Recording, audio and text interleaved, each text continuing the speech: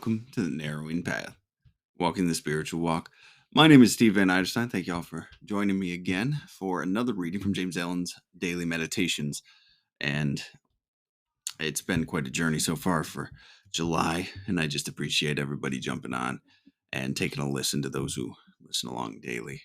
And also to those who go ahead and binge watch a couple episodes. I appreciate you all. Um, but anyway, so this will be fresh to you and fresh to me, meaning this will be uh, my first time hearing it, reading it right here on the air with you guys. So you'll get my genuine response, reactions, observations, and what I relate to about the reading. So here we go. This will be July 11th reading from James Allen's Daily Meditations.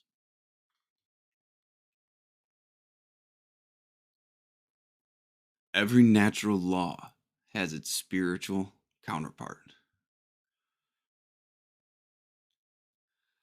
Thoughts are seeds which, falling in the soil of the mind, germinate and develop until they reach the completed stage, blossoming into deeds good or bad, brilliant or stupid, according to their nature, and ending as seeds of thought to be again sown in other minds.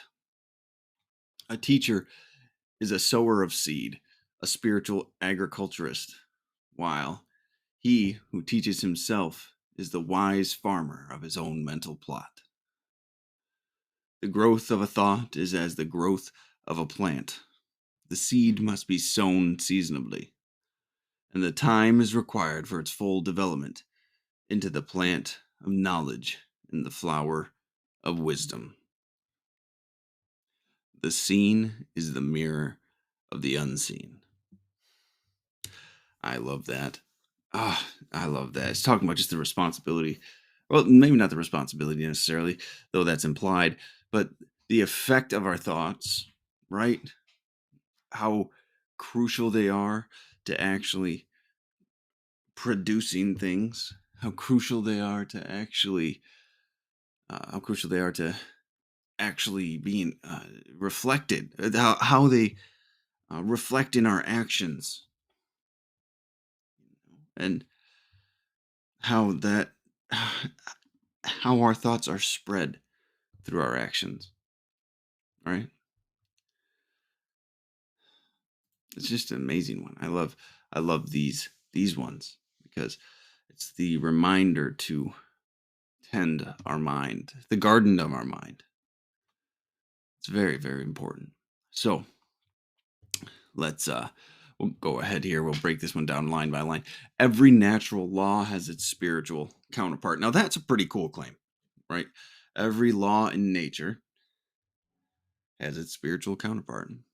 So if you find something that exists in nature, with a physical law, law of physics, or anything of that nature, maybe it has a spiritual counterpart.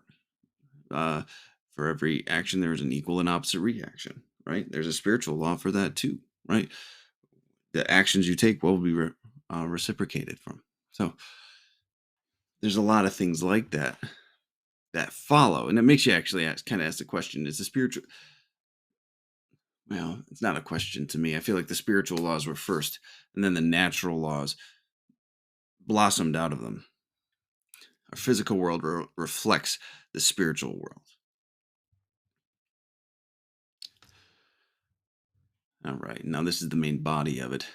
Thoughts are seeds which, falling in the soil of the mind, germinate and develop until they reach the completed stage, blossoming into deeds good or bad, brilliant or stupid according to their nature, and ending as seeds of thought to be again sown in other minds. It's a long first sentence. It's half of the main body of it, but thoughts are seeds. Like, these are the things. This is why it's so important. And people say you can't control your thoughts, and there might be some level of truth, some version of that that's true. But I do believe you train your mind what thoughts to think about. Excuse me. The thoughts you entertain will be the thoughts you have more of. So if you have thoughts regularly to, if you have regular thoughts about being kind and being of service and being honest and being loving and forgiving and courageous and having integrity, those will be more common. But if you constantly have self-serving thoughts about selfish ends, manipulative things to do, those will become common. And I love it when he gives this analogy or metaphor. The seeds, thoughts are seeds falling into the soil of the mind. And he talks about, and as a man thinketh, the book, that we have to be careful what we plant in our mind, what we allow to grow there, right? Because it's not only our responsibility to weed the garden, but it's our responsibility to plant the seeds that are germinating in that garden. And then that's what we're talking about here. Blossoming, because where our deeds, where our actions, our physical representation of our character in the world comes from, starts as thoughts in our mind until they says germinate and develop when they thoughts are seeds which falling in the soil of mind germinate and develop until they reach the completed stage, which is blossoming into deeds. Blossoming into deeds, they become our actions, they become our deeds, our behaviors, our habits, which are character, right? So where the big thing to ask is, where are your thoughts coming from? Are they coming from a place of love? Are they coming from a place of self? Are they coming from a place of virtue? Or are they coming from a place of self-centeredness? And I like the breakdown he gives here. Blossoming into deeds, good or bad. So selfish or selfless. Or well, selfless or selfish. And then brilliant or stupid. It's a pretty plain language to use here. And I'm grateful for that, actually. I'm very appreciative of that because I need that a lot of times. I need it to be plain language. Like I said, the more I can play with this stuff, the more I can warp it and change it in my own head. And that's not what I need. What I need is plain language, stated, straightforward.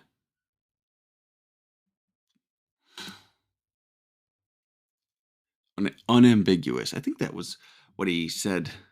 When was that? It was about being a man. Hold on a second. Let me go look back real quick. Freedom is to the free. Loves his chains. Broken for fear. Nope. Harmless.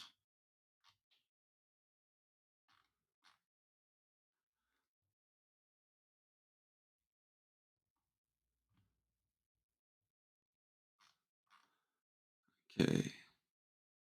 Right there. His step is firm, his body is upright, and his speech is direct without ambiguity. That is what I need. And when I find those things, when messages are conveyed directly and without ambiguity, it works much better for me. Just to put it that way. So, all right. A teacher is a sower of seeds. Oh, wait, I want to finish that up. Brilliant or stupid, according to their nature, and ending as seeds of thought to be again sown in other minds. Right? Our We're not responsible for what other people think. Just for I'm responsible for my own thoughts. Everyone's responsible for their own thoughts. But what are we putting out there for people to learn from? What are we actually? How are we conducting ourselves as an example for other people to learn from and experience?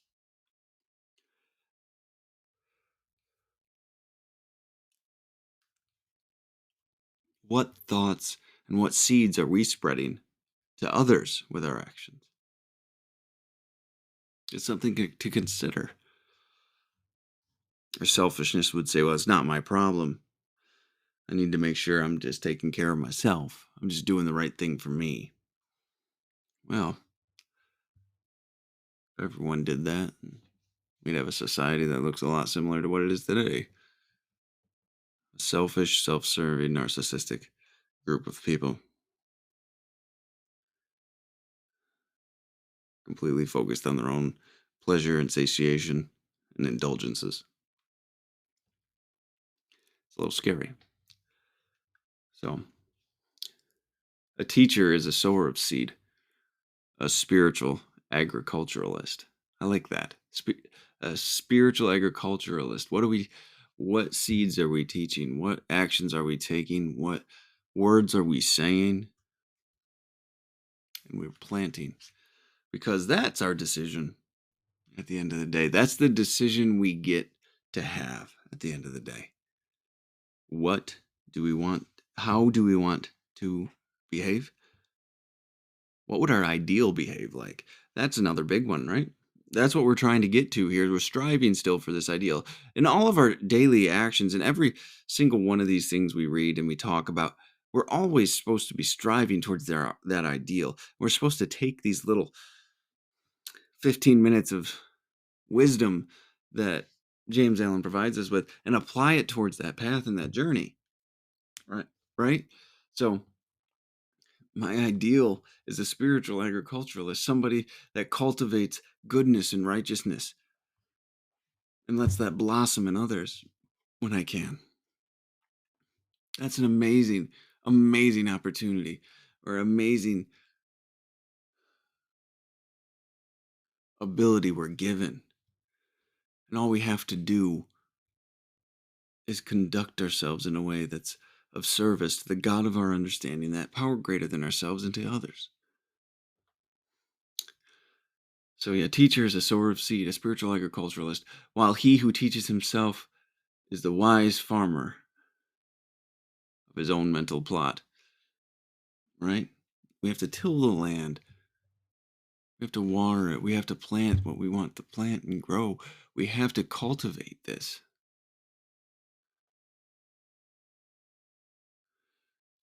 The wise farmer of his own mental plot. We have to be able to manage our own thinking. Our thinking is a tool for us to be using. Our body and our minds are vehicles for our soul to interact with this world with, and are tools to be put of service to the soul.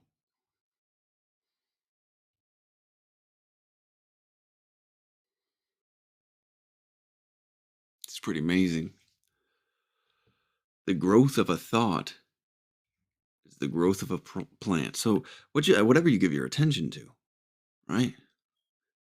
Give your attention to the goodness. Give your attention to the righteous. Give your attention to those Christ-like behaviors and thoughts that you want to cultivate in your own life, that you want to manufacture and grow and water. Those are the plants, the thoughts that you want to grow tall and large and fruitful. Because from those, more goodness will be sprouting. More goodness will be spread. More seeds of righteousness will be distributed from. We have to watch our own mental plot.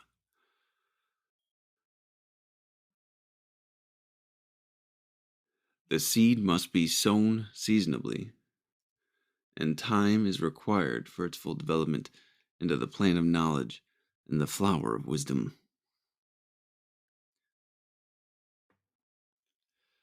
The seed will take root when the time is right.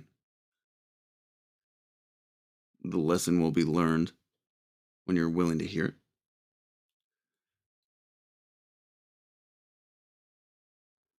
And it takes time for its full development into a plant of knowledge. I love that. And the flower of wisdom. Through willingness, we learn the lesson. And through learning the lesson, we have knowledge of how to live. And then through that knowledge of how to live, we have application and action and the execution upon that knowledge. And through that, we gain wisdom. We gain perspective. We gain understanding of this spiritual life that we are a part of. And it's amazing. How amazing that we get to partake in and be a part of these things. And with such a simple solution, mind what you pay attention to. Be mindful of these things.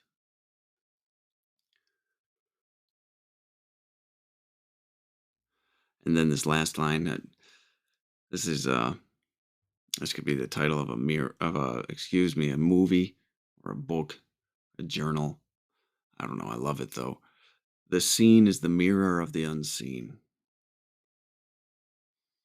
It seems to be, when you say it, when you hear it, it's like, oh, well, of course, right? Self evident, but I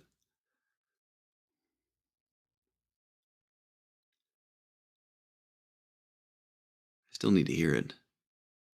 I need to see that. I need to, for it to be made real for me, for it to really sink in and say, well, what's going on in my life? To look around and say, well, if what is seen is a picture of the unseen, what does this tell me about myself? That's a great check, isn't it? It's a great way to find things you might need to take a look at. And it's a great way to recognize progress, too. We're not all the greatest at that. So, but all right. Well, that wraps up today's episode. Um, Lovely, lovely episode today. Tend the garden of your mind. Plant the seeds you'd like to see flourish and grow. And tend to those seeds. Give those seeds the attention. And see what happens in your life. Really see what happens in your life. See what deeds and actions and then habits and behaviors and habits and then character, life, and then therefore destiny can come to you. Beautiful reading. So, well, that wraps it up for July 11th. Thank you all for joining me today, and we'll be back here again tomorrow. So until next time, thanks.